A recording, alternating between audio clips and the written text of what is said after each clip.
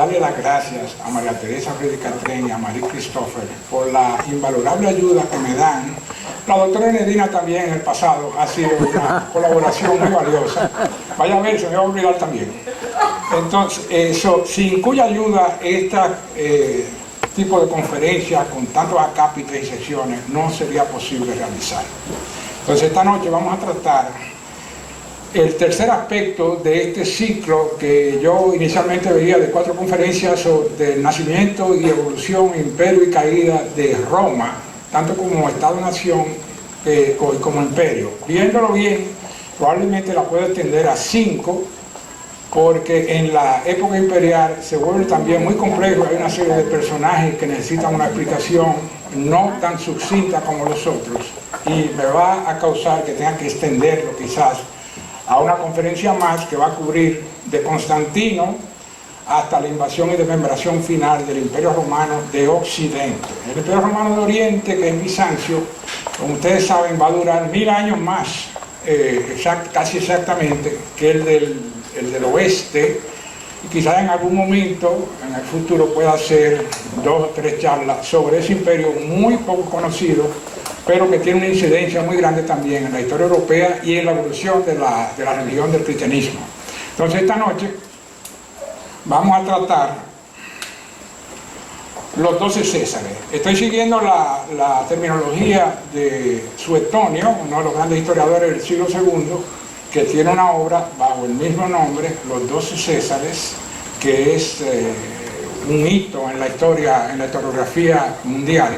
Los 12 incluyen, como lo hace Suetonio, Julio César, que no llegó a ser emperador, pero fue quien le confirió el apellido, la denominación a los Césares, y fue realmente quien implantó en la conciencia republicana romana esta idea revolucionaria en su momento, como se ha sido llamada, ¿no?, la Revolución Romana, de una idea hegemónica imperial para unificar a todo el mundo circundante de la zona mediterránea.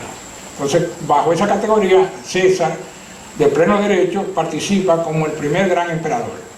Ya yo traté esa parte de Julio César con la caída de la República Romana y el inicio, ¿no?, de la figura esencial del imperio, que va a ser César Augusto.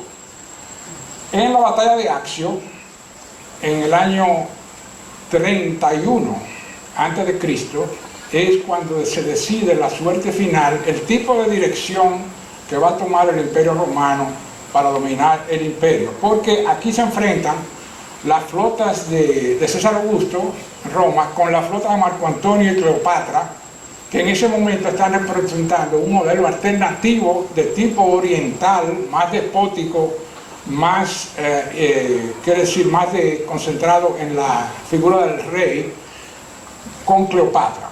Cleopatra, que se vuelve la amante de Marco Antonio y que le da 3 hijos, entonces agrega un ingrediente explosivo más al hecho de que ya existe una sucesión aquí, en caso de que Marco Antonio sea quien gane la batalla entre los dos. Ya controlaban todo lo que tiene que ver Siria, Mesopotamia, la Judea, Egipto, la provincia más rica del imperio. Todo el oriente, el Asia Menor, estaba bajo la férula de Marco Antonio y de Cleopatra. Entonces aquí se enfrenta por primera vez, no por primera vez, pero sí en la historia política moderna ya de nuestra era, ese conflicto permanente entre las fuerzas del este y las fuerzas del oeste. Claro, el primer gran encuentro son las guerras médicas de los persas contra los griegos, pero aquí se continúa esta batalla y muy otra hubiera sido la historia y la posterior evolución de Roma, de Marco Antonio haber ganado esa batalla. Esa batalla se dio en Accio, que está cerca de un promontorio, en el cruce donde se encuentra el mar Jónico con el inicio propiamente del mar Adriático, ¿no?, que tiene la costa oriental de Italia.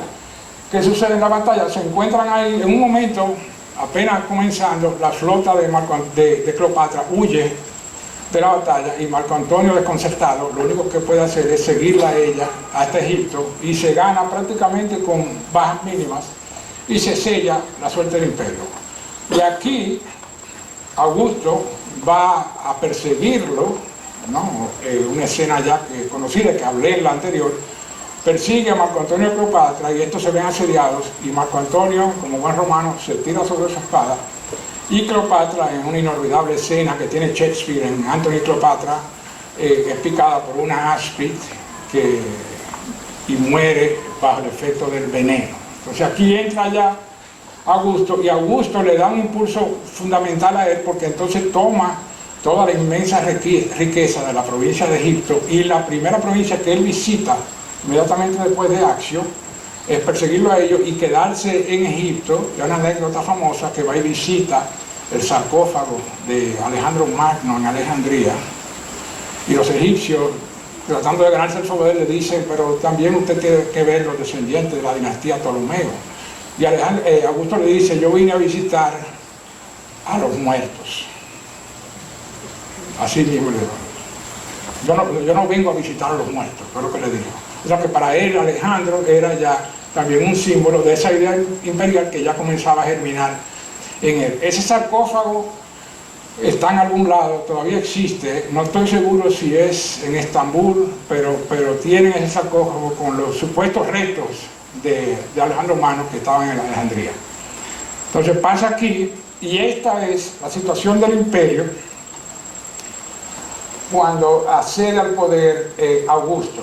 Como ven, está todo ya dominado, la banda occidental del Mediterráneo, el centro, prácticamente todo el norte de África y el oriente. Faltan algunas cosas ahí que van a ser anexadas. Mauritania, aquí abajo, esta, que no tiene nada que ver con la actual Mauritania, que está mucho más al oeste, está en la costa atlántica, pero esta era la tierra de los mauros, aquí. Es un estado cliente y va a ser anexado por Calígula como provincia completa. Aquí está la Raecia, que va a ser anexada por Augusto, que es la parte donde hay la confluencia entre el Alto Rin y el Alto Danubio. No se conecta, ahora se conectan porque hay un canal, pero en ese tiempo no se conectaban, y es la parte central de Suiza también, la parte occidental de Austria, la parte central de Suiza, y es por donde hay una enorme zanja aquí para llegar a Basilea, y ahí está la confluencia del Rin, el nacimiento del Rin, y los romanos van a anexar esa, y eso se va a convertir en la provincia de la Germania Superior.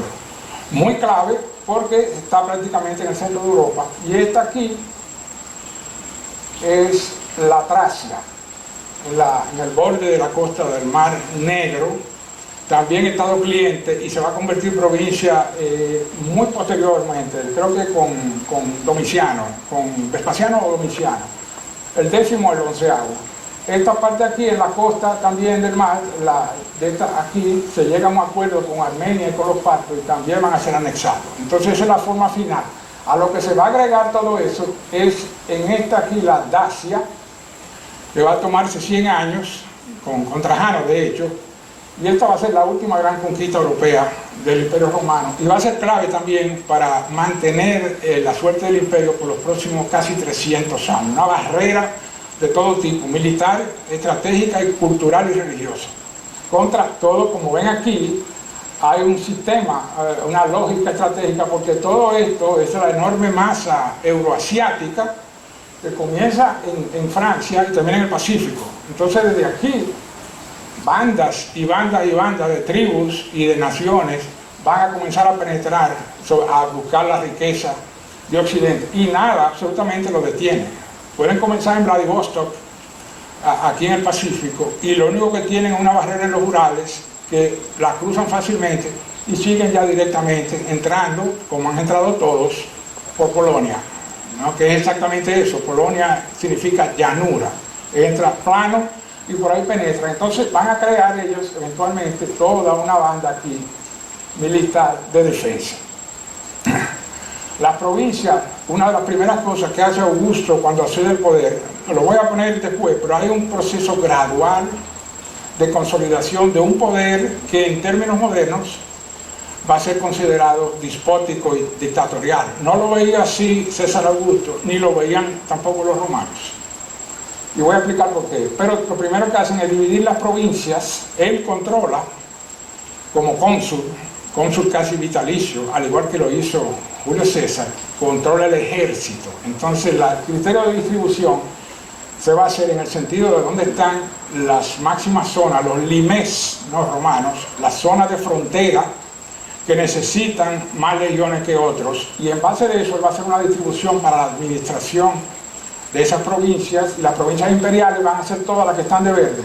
Claro está la Galia y la Germania, el Ilírico aquí, ¿no?, que cubre toda esa costa, el Asia Menor y Egipto con Judea y Palestina. Entonces tú tienes la banda oriental, esta banda aquí con las estepas, aquí atrás, arriba el norte y aquí el oeste.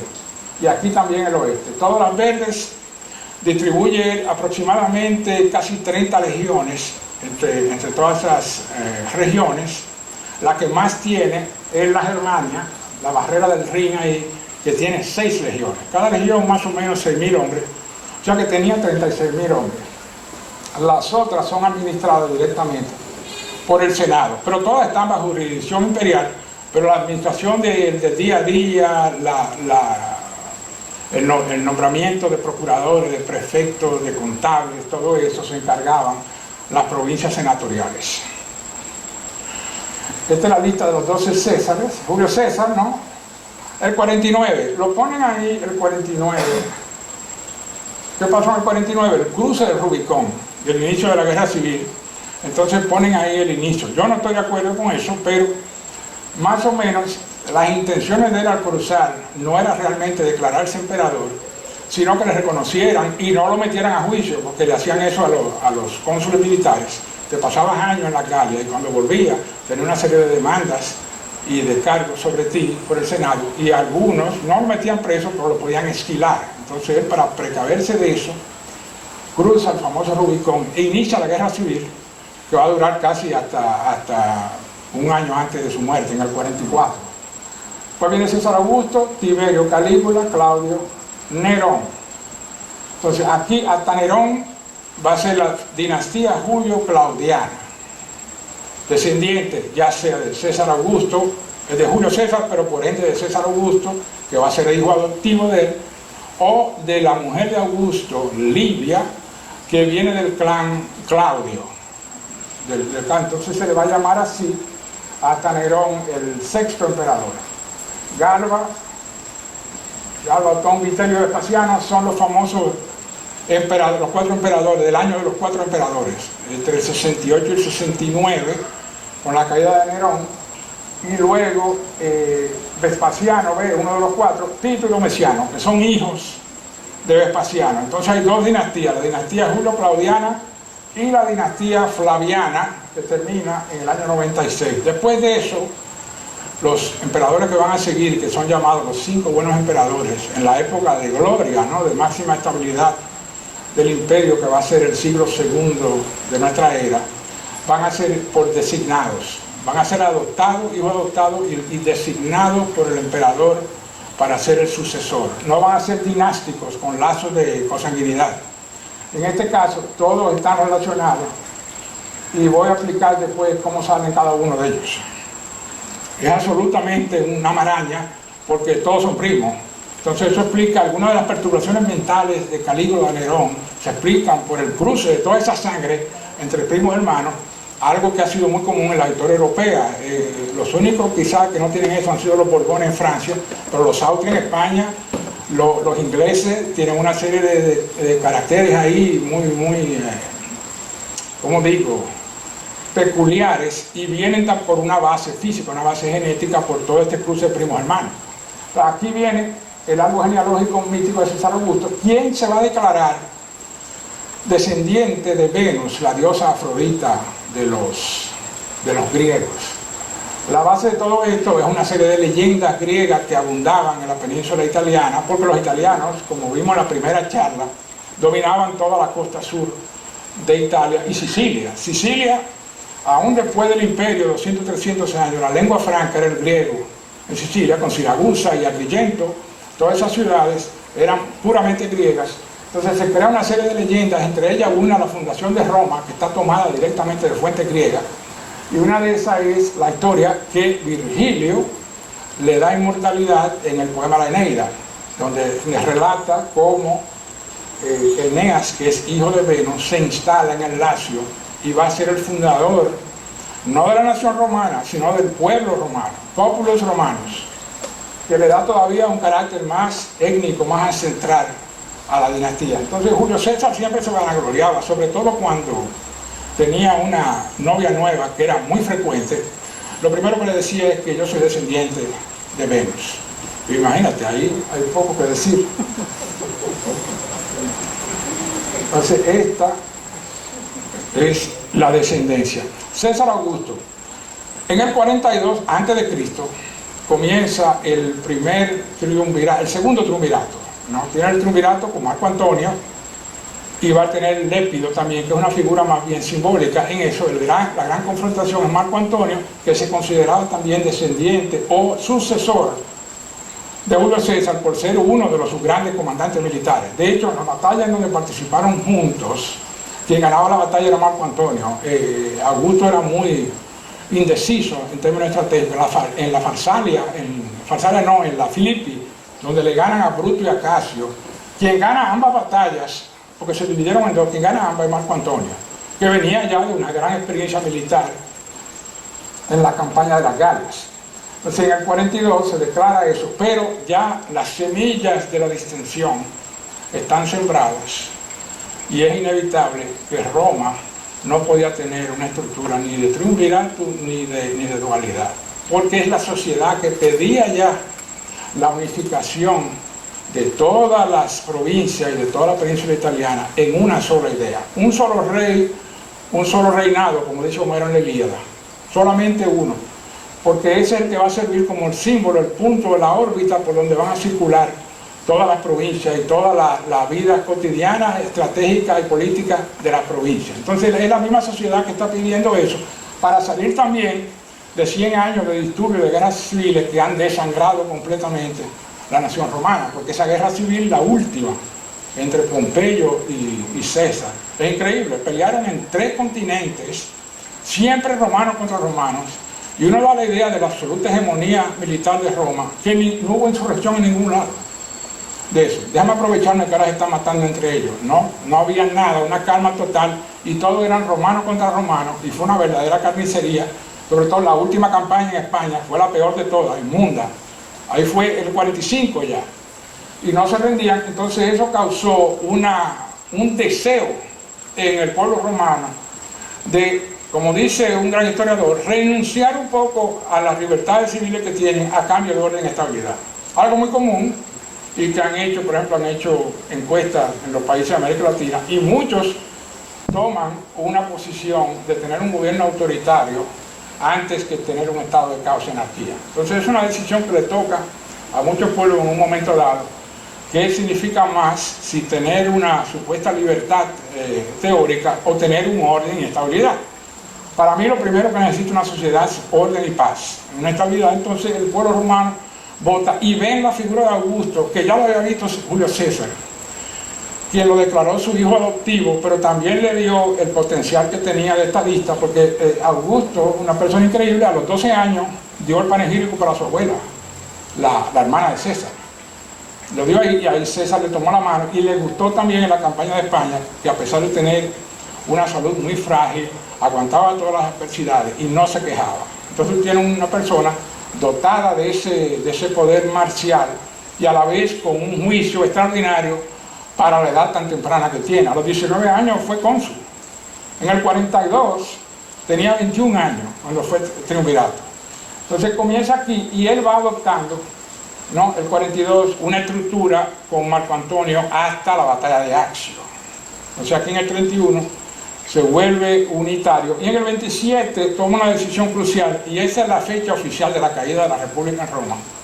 A pesar de Augusto declarar que va a restituir la República, al mismo tiempo el Senado lo nombra Augusto, le da el título Augusto, primus inter pares, mucho más que primus inter pares.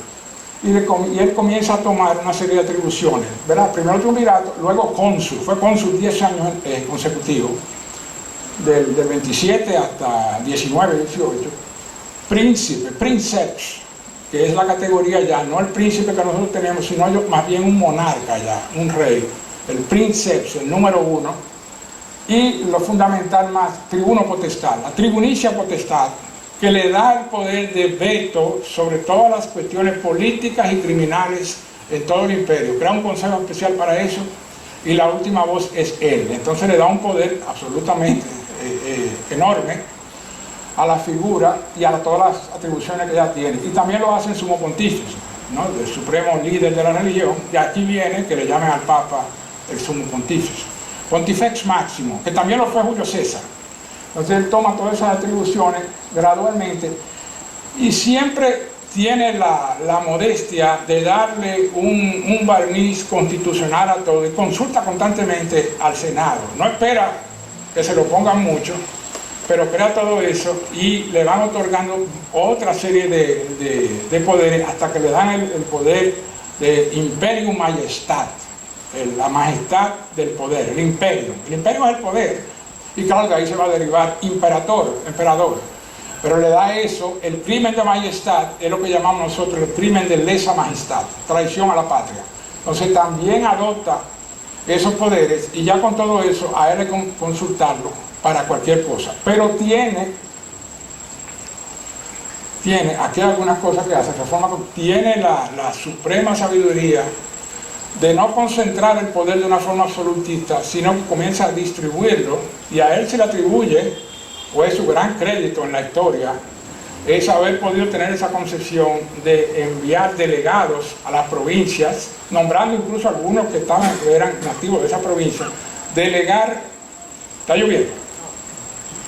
Delegar los poderes y no concentrar todo en Roma, lo cual que le va a quitar una gran carga en el manejo de los asuntos diarios. Es una de las grandes revoluciones políticas en la historia, quizás una de las dos más grandes, ¿no? Hay un famoso filósofo, Whitehead, que dice que hay dos momentos cruciales en la historia de la humanidad. Uno fue cuando Augusto creó la distribución de poderes a las provincias en el Imperio Romano, asegurándose orden y estabilidad, y el otro fue la fundación de los Estados Unidos de América, la forma en que los padres fundadores concibieron los derechos constitucionales de los Estados Unidos. Uno puede debatir sobre eso, pero es una tesis interesante. Se crea una división del orden interno también, reforma el Senado y agrega una orden ecuestre a la orden senatorial, que era por linaje aristocrático. Crea los ecuestres, que son los inversionistas, son la clase económica, la creciente edad media, le da una representación en el Senado, lo cual le agrega una popularidad extra a Augusto. Disuelve la asamblea tribal. Claro, como tienen el tribunicia potestad, el poder tribunicio, ya no hay que consultar a la asamblea tribal, hay que consultarlo a él. Entonces eso se disuelve y nadie dice nada. O sea que en el 27 él dice que va a fundar la república, pero al nombrarlo Augusto, de hecho esa es la fecha última de la caída de la república en Roma. Ya no se vuelve a pensar en eso, no va a haber ningún conato de rebelión tratando de restituir la república. Todo el mundo está consciente que esa es la unidad y la práctica que necesitan los tiempos. Crea delegación de poderes y muere la república, nace el imperio, crea una política exterior y militar, y voy a ver algunas de las regiones donde va a haber intervenciones militares para crear una expansión militar extra. Alianza estratégica en Asia Menor, un grave problema que él resuelve, porque había el conflicto con los partos, lo que es hoy Irán, de Persia, la meseta iraní. Esa meseta iraní siempre le ha dado problema a todos los ejércitos occidentales. Cuando Alejandro Magno invadió, que iba camino a la India, los soldados se miraban la cara entre ellos y dicen: nosotros no sabemos dónde estamos, ¿qué es lo que pasa aquí? Aquí todo es diferente, el aire, el cielo, todo. Y desde que pudieran se devolvían a Macedonia. Pero aquí él crea esto y sienta el límite. Eso es el antiguo que se me ha olvidado, Octavio, ¿no? Cuando su nombre de pila realmente es Octavio, y tenían esa tendencia de cambiarse los nombres. Y al nombrarlo con ese título tan exceso, tan augusto, ¿no? Entonces se va a llamar de ahora en adelante Augusto, con el apellido César, que van a adoptar todos los emperadores posteriores. Por eso el emperador es César, se lo sinónimos. Yo me quedé en la Alianza Estratégica en Asia Menor. Muy importante ese asunto, porque los descendientes de los persas son uno de los pueblos que más problemas le dieron a los romanos. romanos y se volvió inconquistable esa meseta iraní. Uno de los triunviros del primer triunvirato, Craso, fue muerto, abatido con todas sus legiones cuando trató de penetrar en la Partia. Ellos tenían un sistema de combate muy peculiar y era que mandaban la caballería y se iban alejando, se iban retirando, y mientras se retiraban largaban flechas, etc. y iban matando a todo el mundo. Y así acabaron con Craso. Vamos a retirar, pero no están retirando, una forma de ofensiva muy propia de ellos. Y solamente va a ser el emperador Trajano, después de este periodo, que va a lograr un control limítrofe rígido en esas regiones y no va a causar problemas hasta muy posterior con la caída del imperio. Entonces aquí se crea una alianza estratégica y Armenia, que está al norte del Mar Negro, se vuelve un enclave estratégico. Nunca es dominado completamente por Roma, pero un estado clientela que va a servir de retaguardia y de defensa contra toda esa meseta iraní que amenazaba con tomar la costa oriental del Mediterráneo, la Siria y la Palestina, probablemente Egipto. Entonces, el límite en Egipto, yo voy a poner aquí algunas de las cosas de la frontera, pero él crea un límite en Egipto, consolida las Carias, comienza la penetración en la Germania, amplía la frontera del Danubio y el problema de la sucesión. Tiene una muerte natural, que tuvo un largo reinado, si se toma desde el 42, murió en el 14, o sea que tuvo 56, 14 de nuestra era, tuvo 56 años gobernando de una manera o de otra. El problema de la sucesión va a ser un asunto muy grave, porque él nombra primero a su sobrino Marcelo, hijo de su hermana Octavia, con un primer matrimonio. Marcelo muere. Luego Agripa, su gran lugarteniente, Marcus Agripa, se casa con la hija de Julia, tiene 5 hijos, los 2 primeros, Lucio César y Julio César, también son considerados sucesores y mueren a una edad temprana, a los 19 o 20 años, mueren los dos. Pero se acaba la sucesión y no le queda otro recurso que tomar a Tiberio, que es también su hijo adoptivo porque es hijo de su mujer Livia, de un primer matrimonio, y hay que tener cuidado con toda esta genealogía romana. Eso le va a crear un presentimiento que va a perseguir a Tiberio toda la vida. Me tomaron como la última opción, siendo uno de los grandes comandantes militares de toda la historia de Roma. Lo tomaron como última opción y es de esa forma que se va a crear una sucesión que fue bastante exitosa y Tiberio se va a convertir en el segundo emperador. Es claro, en Augusto es que está el esplendor, lo que se llama el periodo de oro de la literatura latina, Virgilio, Ovidio, Horacio, los grandes historiadores, entre ellos Tito Livio, Velleius Paterculus, pero infelizmente la mayoría de esas producciones se han perdido. Para dar una idea de la historia de Roma, de Tito Livio, tenía 142 libros, escribió, y apenas sobreviven menos de 20. Entre ellos, gracias a Dios, las campañas de las guerras púnicas, la confrontación de Cipriano Villano con Aníbal, que son libros imperecederos, pero la mayoría se murió, y Tito Livio se murió 2 años después de Augusto, o sea que tuvo toda la época escribiendo, y está el poema Excelso, ¿no?, que es la Eneida, que es absolutamente la consagración de la figura de Augusto y de la misión imperial de Roma, ¿no? Pace de subjectis, deberá de superbos. Ser misericordioso con el vencido y someter al orgulloso. Es una política exterior que Roma va a seguir al pie de la letra durante toda su misión imperial, y esto está en algunos de los versos memorables de la Eneida. Es también Virgilio, para un detalle, que crea en la Egloga, la famosa cuarta Egloga, que dice que va a nacer un niño que va a ser la luz del mundo y el despertar de la humanidad, y eso se ha interpretado como una anticipación de la llegada de Jesucristo, el niño Jesús, que fue 40 años después de haber escrito esa Egloga, que se le llama la Mesiánica, la cuarta Egloga de Virgilio.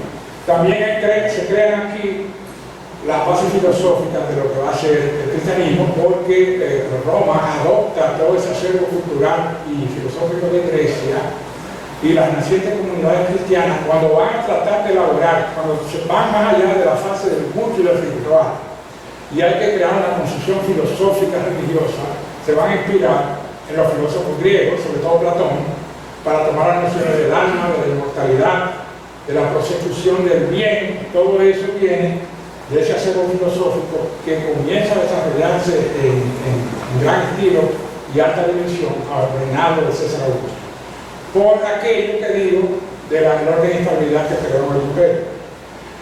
Entonces, estas son algunas de las campañas que Augusto llevó a cabo.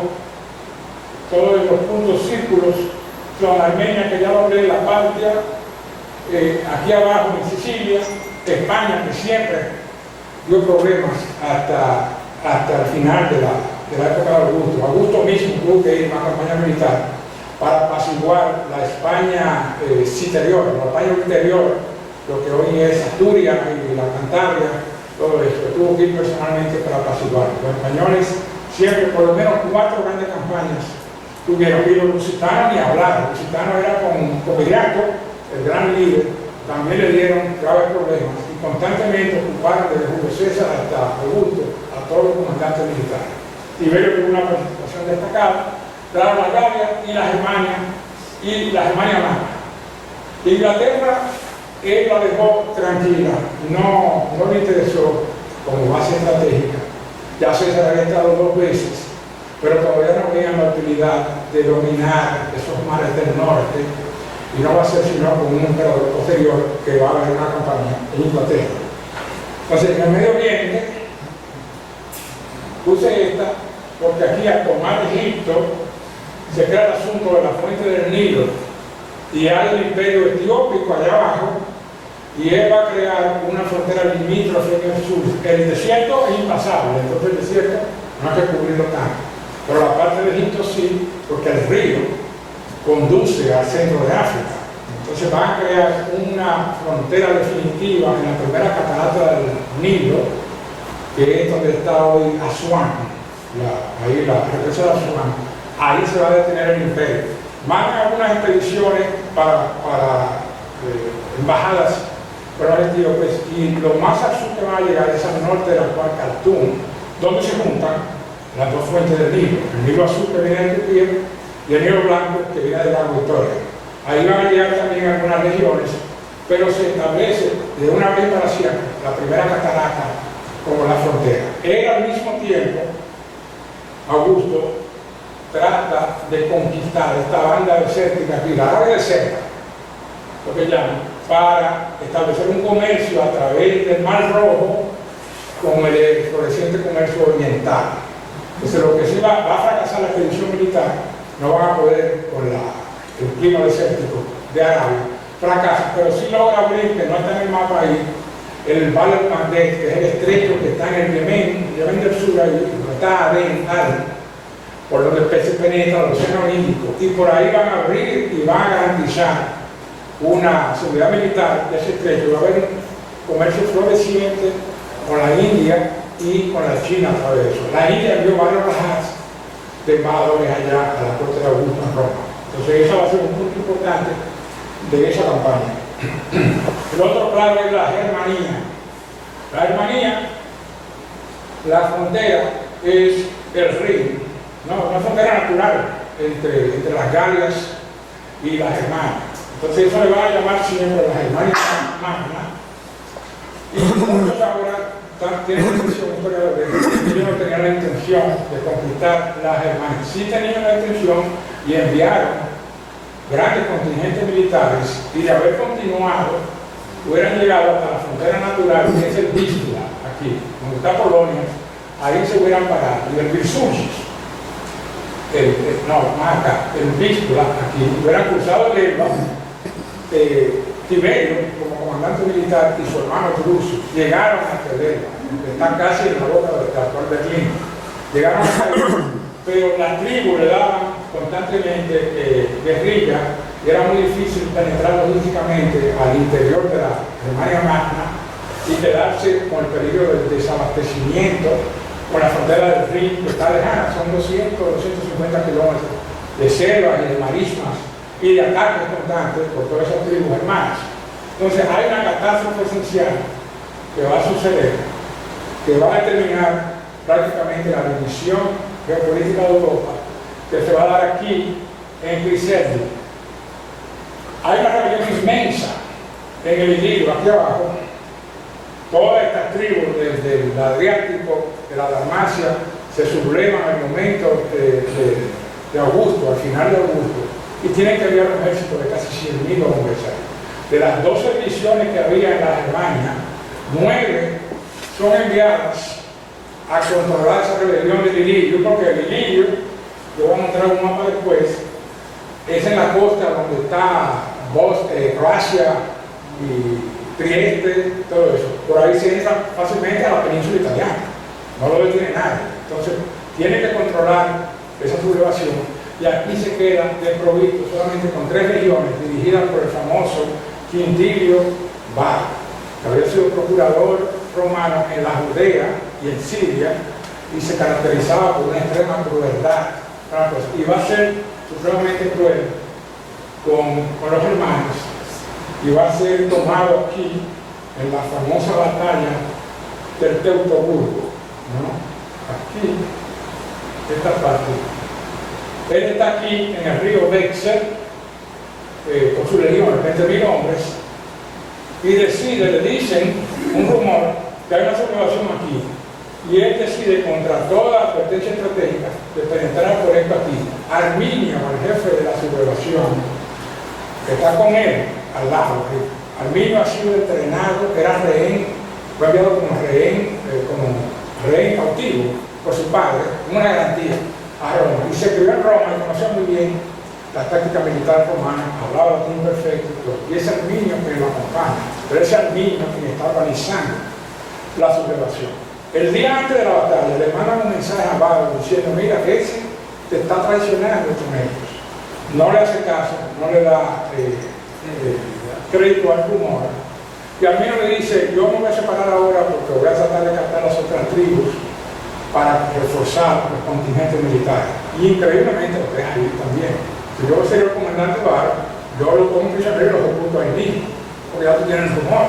Entonces se va y van entrando por una angosta sendero por la foresta del Teutoburgo, que está en la Westfalia, la actual alemana. Van entrando por ahí y ahí comienza el ataque sorpresivo de las huestes de Arminio. La batalla va a durar 3 días. En la primera son prácticamente diezmados, entran en una llanura, salen del bosque y ahí los hermanos le crean, porque saben bien la táctica, entonces le crean la ataque jabalina de las legiones romanas, crean un cerco, un estrecho, un hoyo, y desde el otro lado de la foresta, cientos de jabalinas, de lanza, caen sobre los romanos, buscan desesperadamente otro bosque, y en el bosque ya lo bajan a todos, y matan prácticamente los 20.000 hombres. Toman algunos rehenes, Varro, naturalmente, se tira sobre su espalda y muere, y es una catástrofe. Ahí se da la famosa anécdota de Suetonio, ¿no? Del ataque. No salió. Pero hay una famosa anécdota, le dan la noticia a Augusto, que está en su palacio en el Palatinado. Eso siempre me llamó la atención cuando era niño, esa historia. Y cuenta Suetonio que se pasó la noche entera dando la cabeza contra una puerta y diciendo: Varus, Quintilius, Varus, legiones fedit, devuélveme mis legiones. De la angustia que le causó eso, una catástrofe militar para Roma, comparable en dimensiones, o quizás más, que la célebre derrota con Aníbal en Canaán en el siglo III, porque esta les hizo a los romanos tomar la decisión eventual de no continuar con la campaña de colonización y conquista de la Germania, de la Magna Germania, de la Gran Germania. Esa derrota lo deja desabastecido y Roma sufre ahí, de términos concretos, una de las consecuencias del sangrado que tuvo en las guerras civiles, donde no tenían suficientes efectivos para. Tienen 25, 28 legiones para todo el imperio, le acaban de liquidar 3 y no tienen suficiente contingente para enviar gente hacia adentro, hacia los bosques hermanos. Entonces deciden tomar la decisión de que el Rin va a ser la frontera natural. Varias veces van y llegan, como digo, hasta el Elba, pero el Rin, estratégicamente, una decisión correcta, a pesar de sacrificar la Germania, donde no había gran riqueza. Habrá posteriormente, pero por la industriosidad humana, no porque había recursos naturales notables, no había metales como en España, no había nada de eso.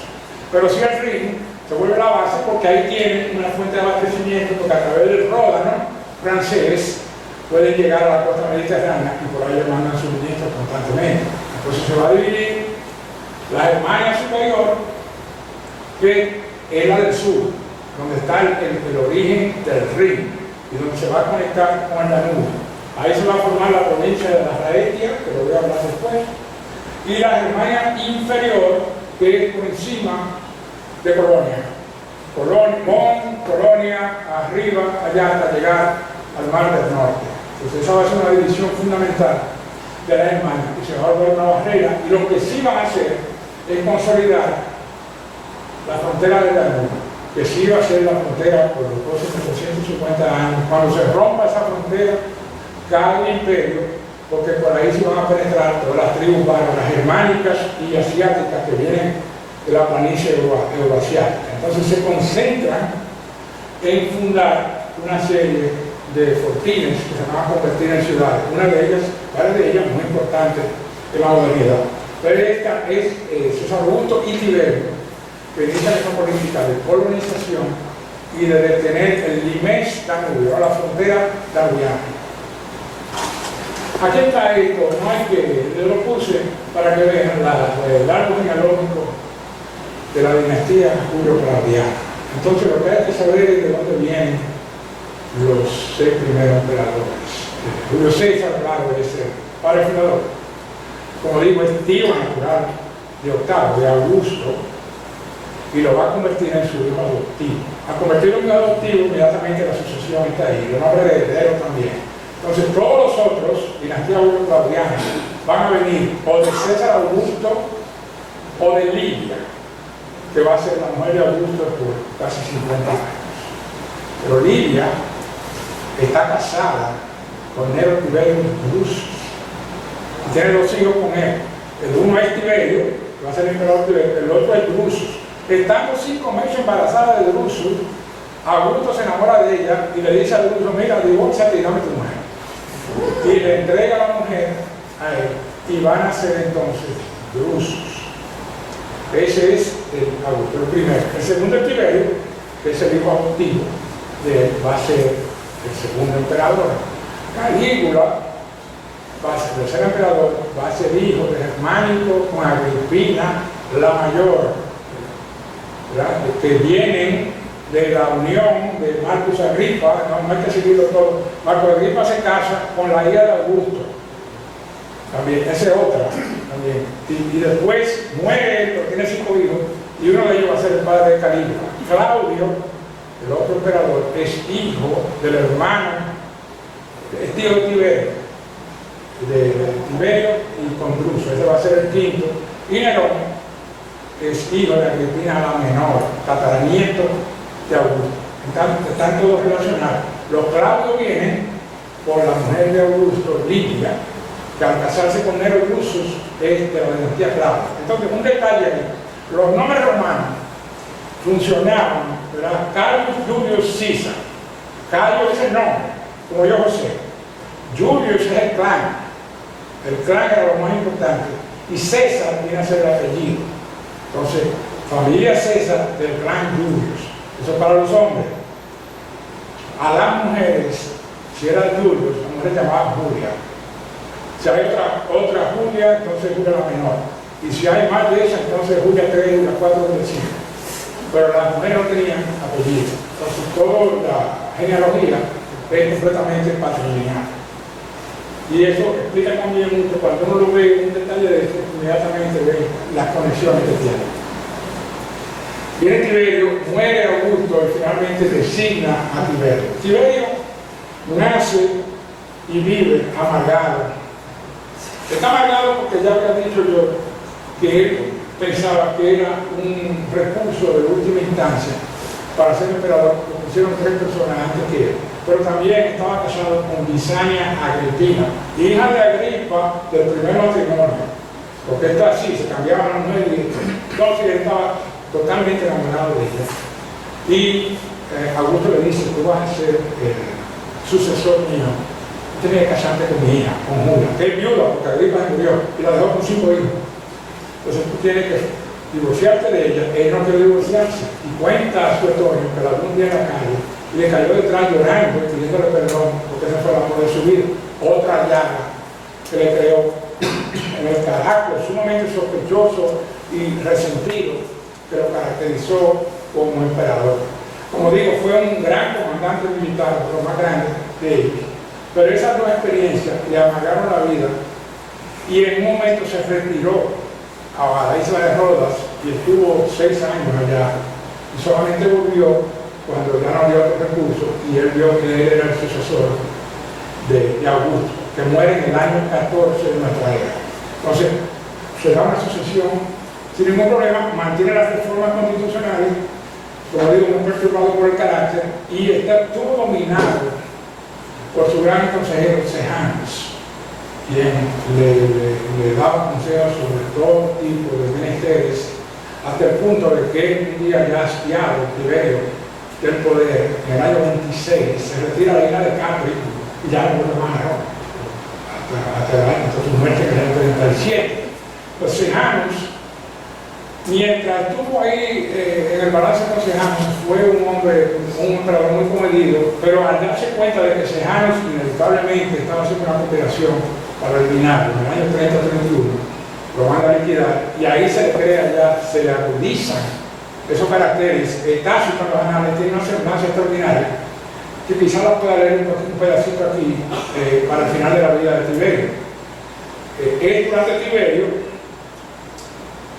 que está la famosa historia de Poncio Pilato, ¿no? El Sanedrín. Sejanus le había dado instrucciones, fue quien nombró a Poncio Pilato en la aldea, le había dado instrucciones a Sejanus, que tiene que ser muy flexible con el Sanedrín judío allá en Jerusalén, porque los judíos nos están dando tremendas batallas constantemente. La Judea era un caldero de pasiones, un caldero de explosión política. Había una leyenda circulando en el momento del nacimiento de Jesús, de que el rey del mundo iba a nacer en Judea. Entonces había toda una serie de factores ahí. Y los romanos, muy conscientes de eso, sobre todo por el cataclismo que vino después, que confirmó todas esas precauciones, le dice a él, tiene que ser muy flexible con Caifás y el Sanedrín. Entonces, muere la conspiración y Tiberio cambia la concepción. Una vez que muere, se vuelve más duro. Pero es por eso que explica que cuando le llevan a Jesús, por el Evangelio, lo llevan ante el Sanedrín y llaman a Pilatos. Pilato dice, yo no veo ninguna culpa de este hombre, pero yo voy a dejar las decisiones a ustedes. Porque tiene las instrucciones de Sejanus, no cree su resentimiento aquí, porque en Judea se dio la combinación extraordinaria aquí de una sociedad mesiánica, como es Israel hoy, sumamente centrada en la religión, pero también un nacionalismo político. Probablemente el primero de la edad moderna, el Estado moderno judío, contra los romanos que estuvieron combatiendo casi 200 años, primero contra los griegos y después contra Roma. No le daban batalla y era sobre una concepción de un Estado independiente, pero un Estado independiente no laico, sino religioso. Entonces, ante eso, él condena a Jesús a ser crucificado, ¿no? La pena de un esclavo. Lo considera como un esclavo, pero está siguiendo esas instrucciones. Entonces, aquí, otra campaña, que iba a decir, en Germania, con Tiberio, y tiene una especie de venganza de lo que Arminio le ha hecho a Quintilius Varro. Y sus sobrinos germánicos, también nieto de Augusto, y posible sucesor, él que realiza 3 campañas, del 15 al 17, 3 campañas exitosas en Germania, y en una vence decisivamente a Arminio, no lo captura, pero en el río Wechsel, aquí, en el Sulbich, le da una derrota decisiva, pero no logra agarrar. Pero vengan eso, y sobre todo se llevan los estandartes, el águila estandarte de Roma, que ellos habían capturado. Germánico, caso Coronana, Germánico llega a la escena del Teutoburgo, donde se dio la batalla, y cuenta que había una serie de cráneos humanos que había pegado en los árboles, y el resto de crucifixión, quimo palo, o sea, el tipo de tortura que le dieron a los romanos que quedaban. Y recopilaron para llevar los estandartes a Roma. Y eran los romanos, de alguna manera lavado ahí. Y como digo, se consolida la historia del rey. Este es el capítulo famoso 15, pasaje 44 de Tácito, donde habla, cuando está hablando de Nerón, menciona la crucifixión de Cristo bajo el reinado de Tiberio a mano de uno de nuestros procuradores, Poncio Pilato, y la superstición muy maliciosa de este modo sofocada por el momento, de nuevo estalló no solamente en Judea, la primera fuente del mal. Era sumamente pro-romano, occidental, Tácito, y no quería saber nada de los judíos. Muchas de las persecuciones que se dan a los cristianos en los primeros emperadores tienen como base el hecho de lo que los romanos consideraban que era un ardid de los judíos para penetrar de alguna forma, lograr su independencia y desestabilizar el imperio. Los judíos formaban casi un 8 o 10% del total de todo el imperio romano. Estamos hablando de 80 millones de personas, 90, o sea que eran 8 o 9 millones de personas, considerable cantidad, estaban prácticamente por todas partes, como lo están hoy, también, por todas partes, con el comercio, con la finanza, lo que siempre han hecho. Entonces, esa persecución que se va a iniciar posteriormente con Claudio, tiene como base esa asociación del judío, del nacionalismo judío, con esta naciente secta del cristianismo, considerada una secta del judaísmo. Aquí está en el pretorio, porque en ese momento era pretor, Pilato, después va a subir al procurador y posteriormente al gobernador. Entonces la Judea en ese momento todavía es un reino independiente. Bueno, ellos lo van a tener que anexar, porque ellos dividieron la Palestina en varias cosas. Que es por eso el Evangelio, que tiene a Jesús ahí en el Sanedrín, Poncio Pilato dice, no, mándenselo a Herodes Antipas, allá en la Galilea, que es independiente. Antipas lo ve y dice, yo no quiero ningún con ese hombre que lo devuelven para Judea.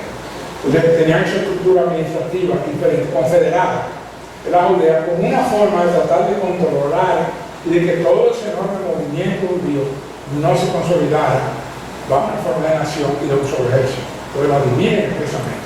Y Herodes el Grande le había dejado su herencia también, fue un gran colaborador de Augusto y lo vio varias veces y siempre colaboró con los romanos para tratar de apaciguar la Judea.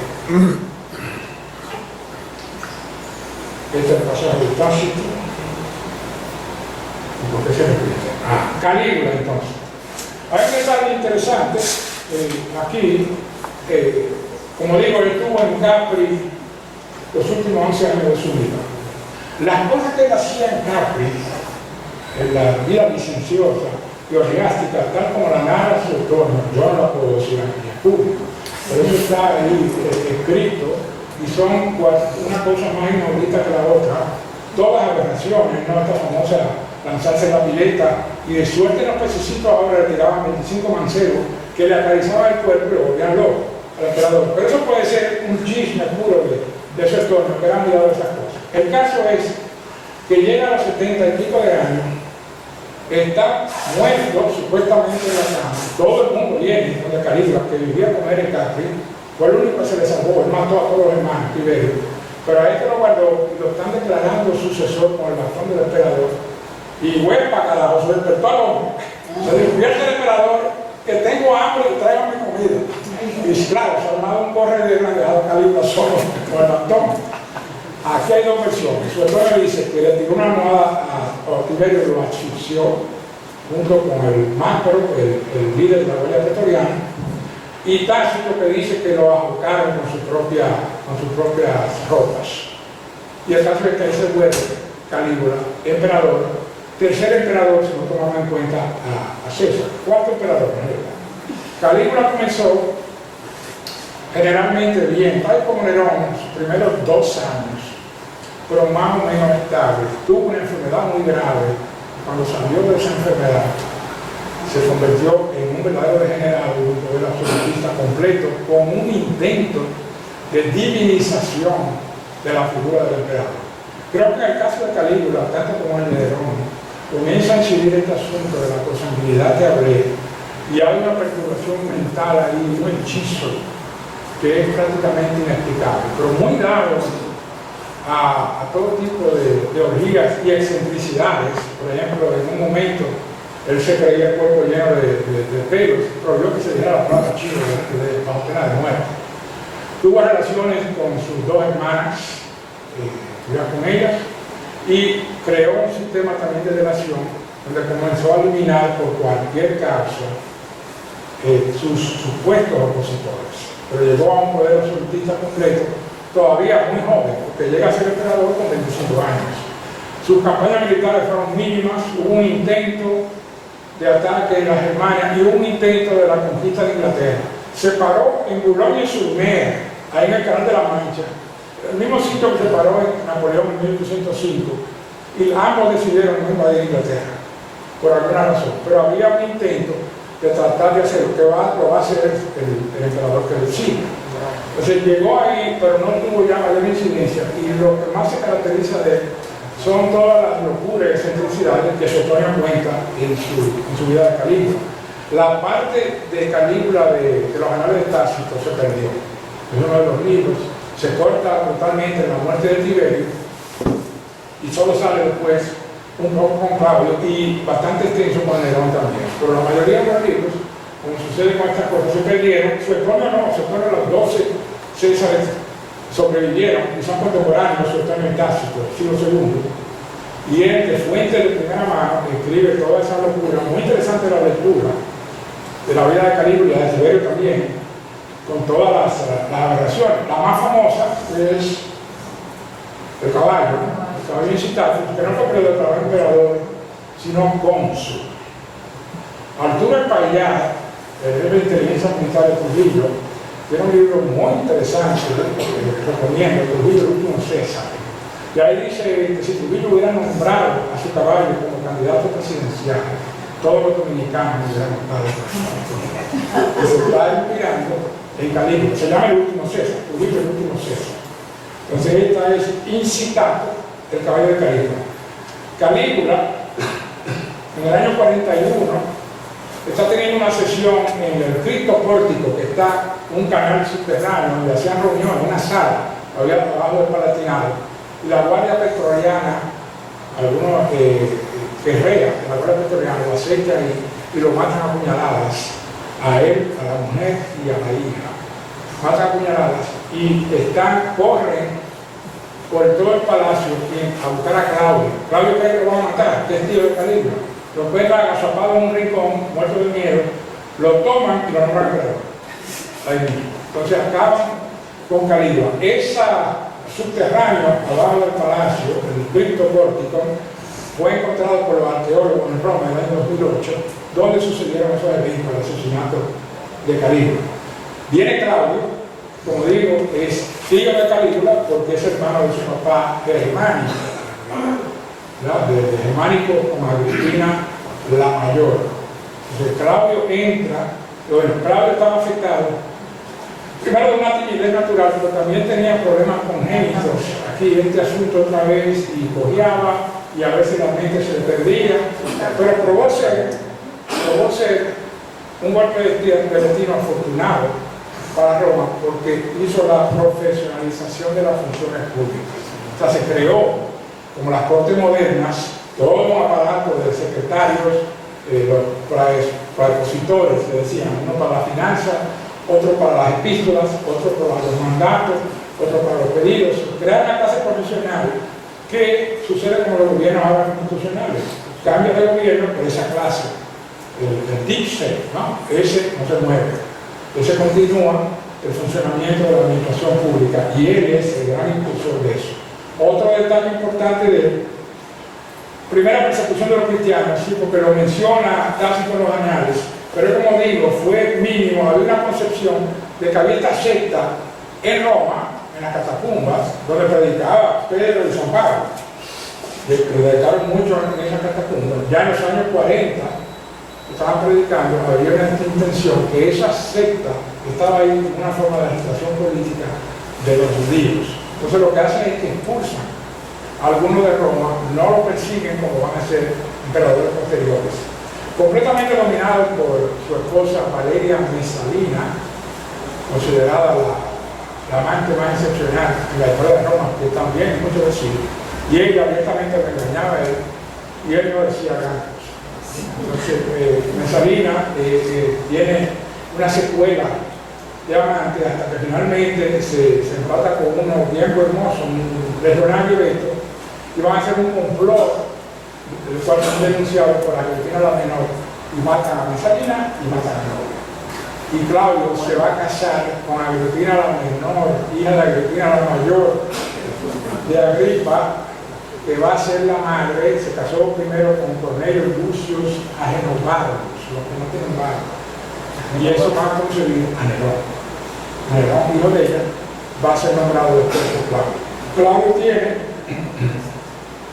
esta es la parte del suplicando, cuando lo nombran emperador, en el pórtico.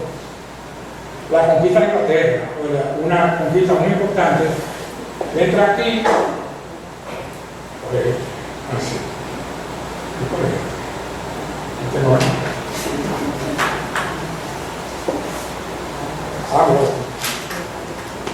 Esta aquí, esta conquista, comienza a entrar por el Canal de la Mancha, entran por donde han entrado todas las invasiones, muy pocas en Inglaterra, es por Kent, la punta, que no se ve ahí, que prácticamente invita a un ejército de los Países Bajos, Holanda, a conquistar Inglaterra. El estrecho es el mínimo, no tan corto como el que hay en Dover, con Pas de Calais en Francia, pero este es mejor porque la flota del Mar del Norte no tiene que sufrir la turbulencia del Canal de la Mancha, se ha hundido a que se cuantas flotas, incluyendo la Gran Armada Española.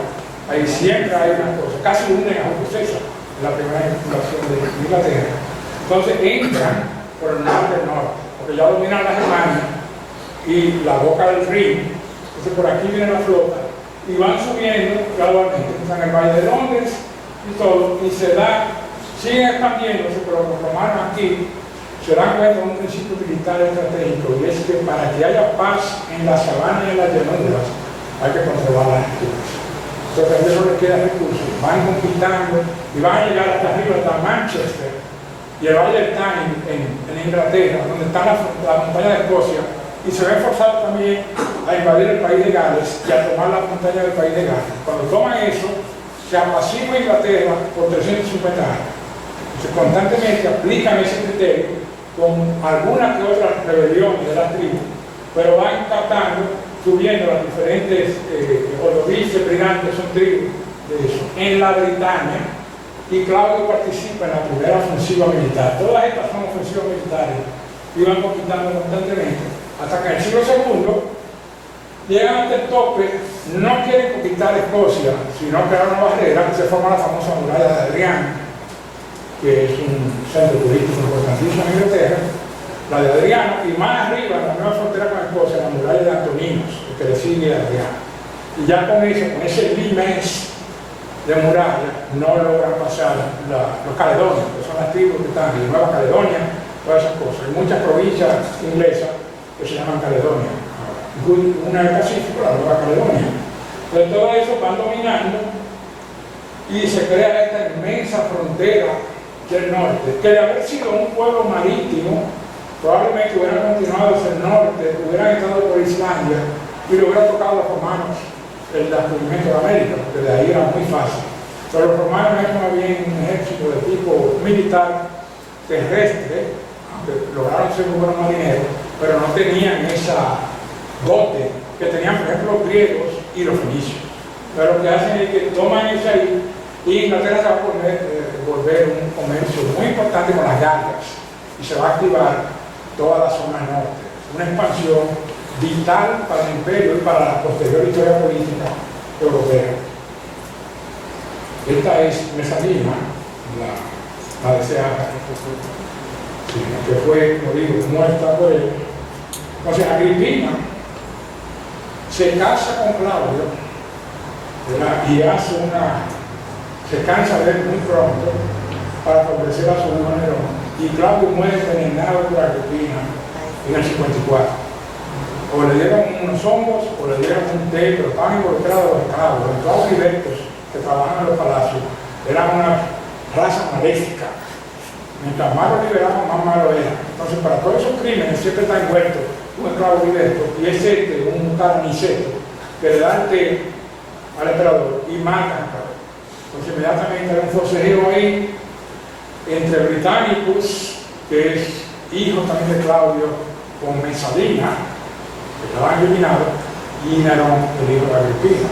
Entonces ahí hay un debate. Jean Racine, el dramaturgo contemporáneo, y es excelente, Britannicus, es formidable, que habla de todas esas rencillas palaciegas para los que están interesados. Pero finalmente prevalece, van a matar a Britannicus, que está en Britania, por eso le dicen británico. Estuvo con Flavio León Británico, lo dejaron con un tutor, y nombran en el año 54 a Nerón como el último emperador de la dinastía Julio Claudiano. Aquí puse el texto en el libro de Claudio, dado por los judíos hicieron constantemente estudios por instigación de Cristo. Él los expulsó de Roma. Entonces es en Suetonio y en Tácito y en Josefo donde están las únicas tres referencias de autores no cristianos a la figura de Cristo. Y por eso pongo aquí eso como un detalle curioso. En Hechos de los Apóstoles también se menciona a Claudio cuando mandó que sacaran a todos los judíos de Roma. Otra referencia ya en Hechos. Viene Nerón. Nerón es, como digo, de la familia Genovargus, pero al ser hijo adoptivo, lo vuelve hijo adoptivo de Claudio, es uno de los sucesores, junto con Britania. Mandan a asfixiar a Británico allá en Britania, y este se declara emperador. Como está bajo tataranieto de Augusto, como está bajo el control tutorial de Séneca, el gran escritor, y militar y estadista por Burgos, sus primeros años son considerados muy positivos, igual que Calígula, pero en este duró más, los 5 o 6 años, pero eventualmente la naturaleza siempre toma posesión de los seres humanos y su germen de actitudes malvadas florecieron al cabo de 4 o 5 años. Él estaba más bien obsesionado por el esplendor artístico y la arquitectura, y hizo importantísimos monumentos en muchísimas partes del imperio, pero era completamente helenizado, abocado a la poesía y a las artes plásticas griegas y a la música, que tocaba él mismo la lira, y eso causó mucho temor en Roma, como lo que llamaban una influencia helenizante, y le va a comenzar a crear una serie de problemas. Manda en un momento dado a matar a Agripina, su mamá, que se pone a conspirar para salir de Amal, para salir de ahí, pero la manda a una isla, y Tácito narra con pleno detalle de forma que fue muerta, le dieron un bastonazo primero, ella abrió su pecho al centurión y le clavaron la lanza en el centro del pecho. Manda a matar a su esposa Octavia, que es hija de Mesalina y de Claudio. La manda a matar, y a él la descripción también absolutamente escalofriante de la muerte en Tácito, donde le cortan las venas, pero la pobre muchacha está tan aterrada que no muere, la sangre no vuela como tiene que volar, y están esperando ahí que se muera, la gana y la meten en un baño caliente para que la sangre se acelere y la pobre mujer se desangre. Entonces, con esos dos asesinatos se abre un régimen de terror y se forma la compañía de delatores, una compañía de calles oficial, donde comienzan a denunciar a ciertos senadores, crean la intriga y el rumor. Y con ese rumor, llegaba siempre a oído del emperador, comienzan a darse una serie de ejecuciones, y la cárcel, la famosa cárcel romana, donde estrangulaban a los traidores, se llena de víctimas y las tiran por la roca tapella o la tiran al Tibre. Nadie le pone la mano a esos cadáveres, no lo pueden ni siquiera incinerar. El que es ejecutado por majestad, por traición a la patria, no le ponen la mano. Entonces crea un terror, y a la misma vez se da otro punto importante, es el incendio de Roma en el año 64, el cual se atribuye a Nerón, pero las fuentes, Suetonio dice que sí, Tácito dice que no, que fue un fuego natural que se dio en Roma, lleno de estructuras de madera. La mitad de la ciudad se quema, se crea una escasez grandísima de víveres y de todo, y se toma como chivo expiatorio como los originadores del incendio a los cristianos, la secta de los cristianos, y se da la famosa persecución en el año 64, donde muere supuestamente San Pedro en la colina del Vaticano, crucificado al revés, porque él dijo que él no era digno de morir de la misma forma que el Señor, y San Pablo es decapitado también en la misma colina por la fuerza de Nerón. Entonces culpan a los cristianos de ese incendio y se dan las ejecuciones masivas de cristianos. Una película, Quo Vadis, ¿no? Bastante buena, donde los ponen que lo lanzaron a las fieras, pero no fue a las fieras, fueron todos antorchas humanas. De hecho, dicen que iluminaron, esta es la que se ve en la película, con los leones. No, muy interesante porque es verdad que Nerón se encontraba raro, que cuando iban al martirio iban casi cantando. Entonces, después, si mataban a uno ahí, iba de noche a ver, pero ¿qué le pasó a este? Pero mira, este estaba riéndose cuando se muere. Entonces lo tenían eso intrigado al emperador. Nerón con su madre, el martirio de San Pedro, San Pedro, y aquí San Pablo, con la cabeza. Nerón frente a Roma, ahí está la imagen creada por Suetonio también. La parte de Tácito, de ahí para adelante se perdió, pero se cuenta que con Roma incendiada, él se paró en la colina del Palatinado con una lira y comenzó a entonar una canción griega con un coro de jóvenes panseos diciendo que era lo más grande, lo más bello del universo. Pero eso es otro chisme, de eso es otro ejemplo, no quería saber de Nerón. Entonces se da eso y se da, esto sí es verdad, que eran antorchas humanas que iluminaban a Roma. Entonces, cientos de cristianos iluminaban las fiestas que daba Nerón en el Palatinado.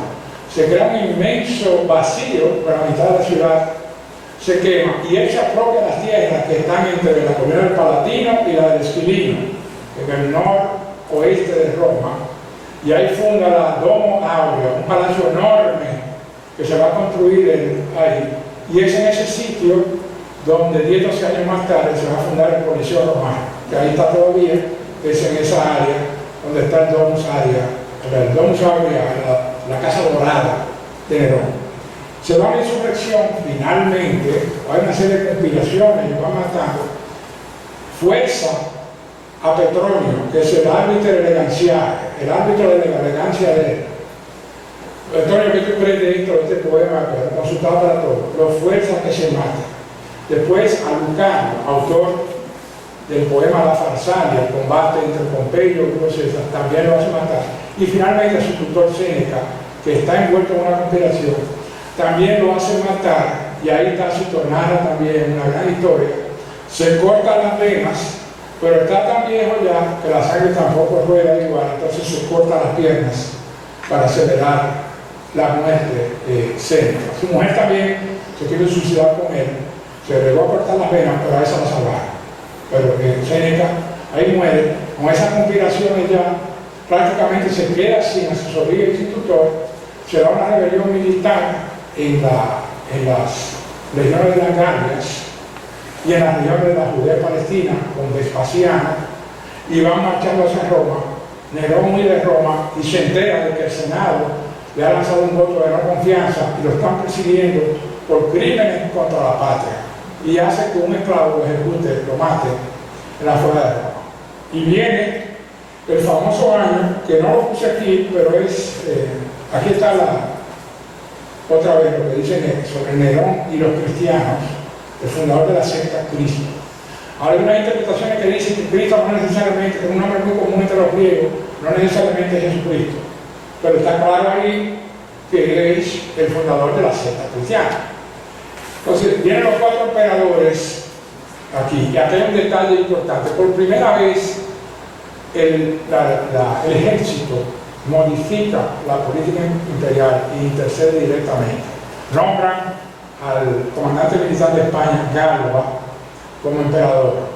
Dura 4 o 5 meses. Entra Otón, que es un senador, también a cargo de la Guardia Pretoriana, matan a Galba, entra otro.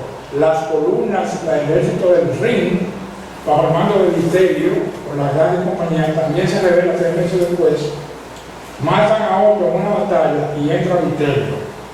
Vitelio dura 5 meses, y después Vespasiano lleva las legiones de Judea y Palestina hacia Roma, junto con las que están allá en la Dalmacia, fuerzan, entran en Roma, buscan y matan a Vitelio en el Palatino, que se le volvió a buscar una cosa en el Palatino y ahí lo matan. Entonces los 3 primeros emperadores duran más o menos 14 meses. Si tomamos la muerte de Nerón en julio del 68, Vespasiano solamente nombró emperador oficial en diciembre del 69.